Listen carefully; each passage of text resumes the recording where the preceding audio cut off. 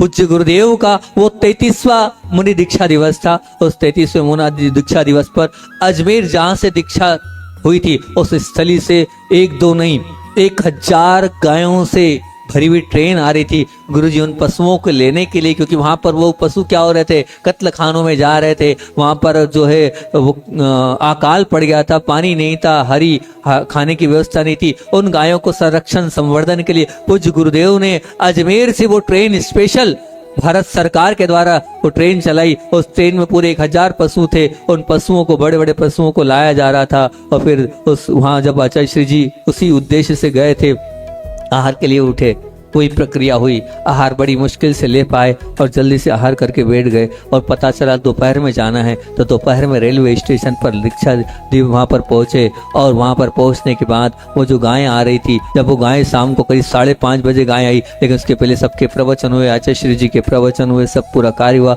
और 5:30 बजे जब गायें आई तो गायों को लेने के लिए स्वयं आचार्य श्री जी उतर कर वहाँ पहुँचे और गायों की आगवानी आचार्य भगवान ने स्वयं ने करी। और बड़े ही हर्ष, अपना दर्द, अपनी पीड़ा, अपना कष्ट सब भूल गए।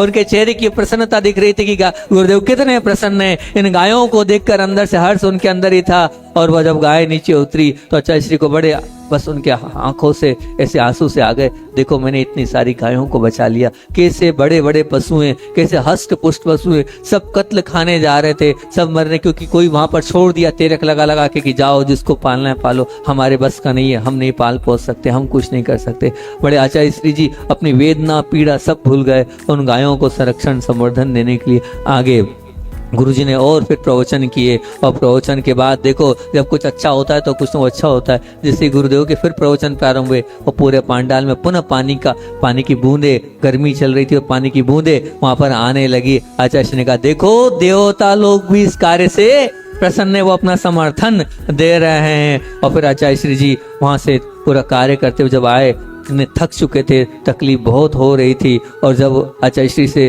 बोला अब शरीर में हिम्मत नहीं, आचार्य श्री जी सामायिक जो है लेट के कर लो। आचार्य श्री ने कहा नहीं, सब कुछ कर सकता हूँ लेकिन लेट कर सामायिक तो नहीं करूंगा, भले 50 मिनट की जगन्य करूंगा लेकिन बैठ के करूंगा। इतनी तकलीफ के बावजूद भी पूज्य गुरुदेव ने अपनी सामायिक बैठे बैठे करी। ये है गुरुदेव का अपने व्रतों के प्रति कि कुछ भी हो जाए मैं सामायिक तो बैठ के करूंगा। दर्द बहुत हो रहा है, कोई दर्द को समझ नहीं पा रहा है, अनेक उपचार हो रहे हैं पर कोई भी निराकरण नहीं लग रहा है। मच्छर इतने हैं कि रात्रि में नींद नहीं आई है और पूरी रात ऐसी निकली है। अब अगले दिन 7 जुलाई को क्या होता है उसकी अपन चर्चा